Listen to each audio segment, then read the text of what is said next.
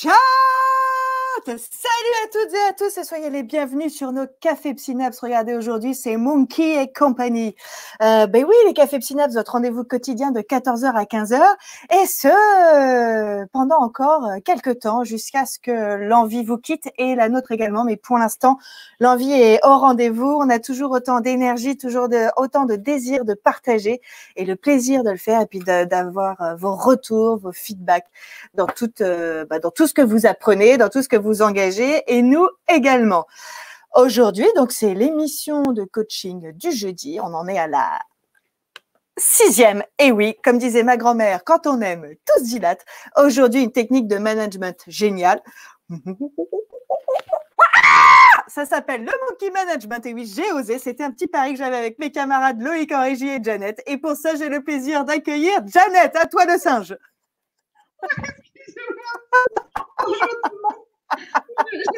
À toi de faire le monkey management. On a tout donné dès l'entrée, quoi. Le monkey allemand, il parle pas pareil. Il fait pas le même bruit. Ah, c'est vrai, le singe allemand fait pas comme ça. Comment fait-il, j'ai envie de te dire? Je ne sais même pas. Voilà, on est à fond, voilà, prenez votre énergie, on vous voit, vous arrivez tous, c'est super, Paola, Floriane, Florimond, Anna, Erwen, Charlotte, Cécile, bon voilà, c'est la fiesta, on est nombreux et ça c'est super, ça tombe bien parce qu'en plus on a envie d'entendre un petit peu ce que vous engagez là depuis 6 semaines, peut-être depuis lundi, depuis que le travail a repris. Avant qu'on continue dans le monkey management qui, au-delà du cri de singe, est un outil absolument génialissime.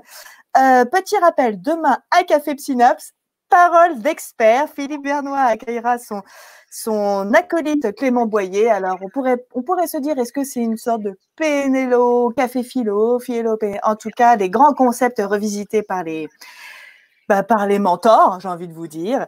Lundi, l'émission d'auto-hypnose, votre récurrence aussi du lundi. Mardi, les gestes qui nous soulagent. Vous vous souvenez, il y avait déjà un premier module avec notre Michel qui est parmi nous, que je vois. Coucou Michel, Franck et Xavier. C'est un pas vers le rebouteux, vers le magnétisme, vers l'énergétique. Ouais, salut Michel. Et puis, mercredi, encore une fois, l'aventure de la thérapie. On continue à travailler sur la covision, sur comment vous engagez votre espace de travail, est-ce que vous rencontrez des limites.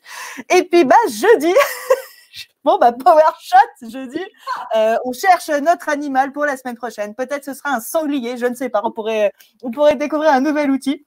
Voilà. Mais pour l'heure, monkey management, mais ça, Jeannette, mais qu'est-ce que c'est?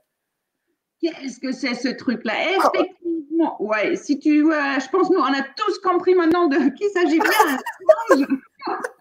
Mais singe management, c'est pas dans le sens singer, etc. C'est un vrai outil, c'est une vraie théorie qui fait partie du management et on l'a intégré directement dans les outils du coaching. Donc, c'est vraiment quelque chose qui doit faire partie de votre mallette dans lequel vous pouvez intégrer le singe. Là, en fait, le singe, tout simplement, c'est vraiment le symbole sur, soit c'est un projet que vous avez ou vous avez quelque chose que vous n'en voulez pas, vous avez envie de vous débarrasser. Donc, en fait, c'est ce truc-là, vous allez vous débarrasser et mettre ce que vous avez débarrassé sur les poules. Voilà. L'autre côté. Bien joué. Ah, mon Dieu, il est là. Ah, voilà. Du coup, elle me l'a refilé, son singe, vous voyez? Voilà, je viens de filer le singe. C'est ça. Et donc, ce qui est intéressant dans ce thématique-là, c'est vous pouvez l'avoir.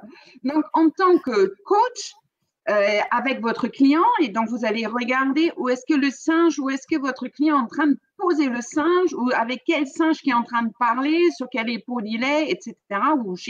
Et ça se trouve, il veut juste vous voyez, il est dans sa tête, il veut lui filer le singe. Voilà, vous dites non, ou vous l'écoutez trop, je ne sais même plus quel côté. Okay, et voilà. On écoute, on lui fait trop de. C'est ça. Et c'est en fait aussi bien vous en tant que posture coach, mais aussi bien pour vous-même. Se dire, OK, à qui vous avez envie de filer le singe ou qui vous a mis le singe sur l'épaule.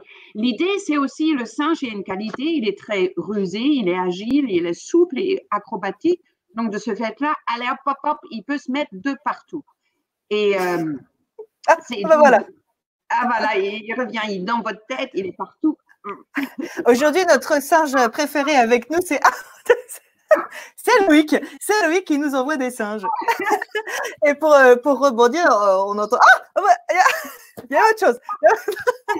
Il y a eu un sanglier du coup. C'est quand il y a trop de singes. Quand il y a trop de singes, on ne sait plus. C'est la fiesta. C'est métaphorique, donc c'est un outil précieux et précis. Et ce qui est merveilleux, c'est que lorsque vous allez vraiment poser cette rhétorique et cette métaphore, soit dans le cadre de la famille, soit dans le cadre de l'entreprise, après, on n'aura plus besoin forcément de nommer ce qui est problématique, mais juste de dire, tiens, Jeannette, excuse-moi, je crois que tu as un singe sur l'épaule. Ou, j'ai vu que tout à l'heure, tu en avais un sur la tête. Ou, ah, voilà, tu vois celui-là, là. Alors après, on pourrait dire, tiens, ce singe-là, est-ce qu'il lui souffle des petites idées noires? Est-ce que effectivement, il se balade? Est-ce que du coup, il pèse lourd? Est-ce que c'est moi qui lui ai mis sur... Et du coup, après, on n'a plus forcément besoin de nommer. Ça devient en fait une convention collective qui facilite en fait l'échange. Exact. Et du coup, il suffit juste de dire, tiens, quel singe vous collectionnez? Vous êtes en train de collectionner une autre série de singes. Comment vous allez pouvoir occuper de ce singe pour devenir dresseur de votre singe? Donc, comment vous voulez vraiment… Oh, super! Ouais, c'est mignon. C'est vrai, on peut commencer à aimer nos singes peut-être aussi, parce que c'est… Et puis parfois, quand on en a trop, tu vois, c'est exactement ça.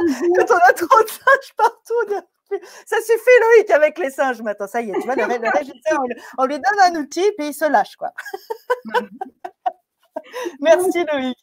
Ouais, merci. Donc, l'idée, effectivement, parfois, on vous met un singe là où vous ne voyez pas grand-chose. S'il est sur l'épaule encore, on vous pose sur quelqu'un d'autre. Au moins, c'est visible. Mais parfois, les singes sont un peu plus loin, vous ne vous rendez pas compte.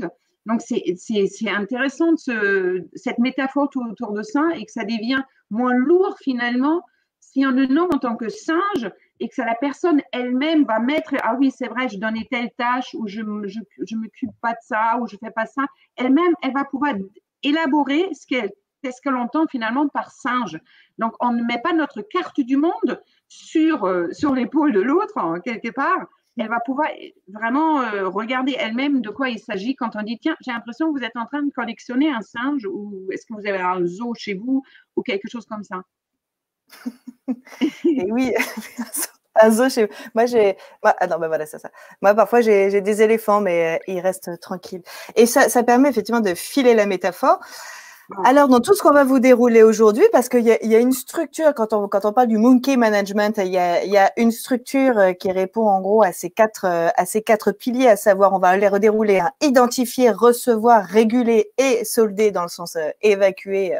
On traite en fait l'information, ça c'est la procédure qui est liée au monkey management. Et on vous invite, encore une fois, avant qu'on déroule davantage, à faire du lien entre l'outil qu'on vous propose aujourd'hui, cette forme métaphorique, et les autres qu'on vous propose depuis 5-6 semaines. De la même manière que là, on vous a bien introduit cette idée de monkey management, mais on avait envie aussi avec Jeannette, encore une fois, puisqu'on est en coaching, de vous demander comment ça se passe pour vous, comment vous intégrez les outils qu'on partage avec vous. Et puis, probablement, c'est ce qu'on se disait tout à l'heure, si vous avez commencé lundi à reprendre les activités, soit dans votre cabinet, soit quel que soit votre travail. Avez-vous rencontré des difficultés?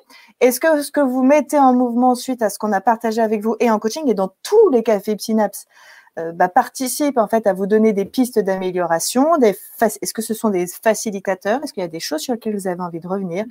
Bref, on vous regarde dans le fil. C'est le 1er avril aujourd'hui.